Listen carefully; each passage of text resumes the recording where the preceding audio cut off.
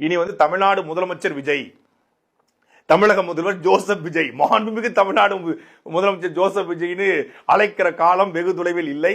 தமிழக சட்டசபை பாருங்க, காமராஜர், கக்கன், ஜீவானந்தம், முத்துராமலிங்க தேவர், அறிஞர் அண்ணாதுரை இவரெல்லாம் இருந்த சட்டசபை இனி புஷி ஆனந்த், அப்புறம் ராஜ்மோகன், அப்புறம் யாருங்க ஆதவ் அர்ஜுனா, இவர்கள் இருக்கக்கூடிய சட்டசபையாக அது மாற இருக்கிறது.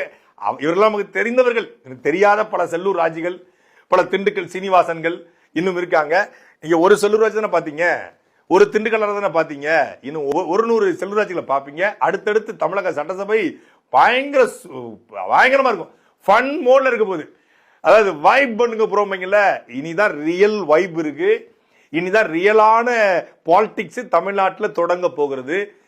சமூக வலைதளங்களை மட்டுமே வைத்துக்கொண்டு ஒரு கட்சி சமூக வலைதளங்களை மட்டுமே நம்பிக்கொண்டு மக்கள் வாக்களிச்சிருக்காங்க. இன்ஸ்டாகிராம் இன்ஃபுளுசரை நம்பி மட்டுமே தமிழ்நாடு மக்கள் ஓட்டு போட்டுருக்காங்க. சூப்பரா சூப்பரா. நீ காலத்துல போல, நீ ஜெயிலுக்கு போ, நீ கல்குவாரிய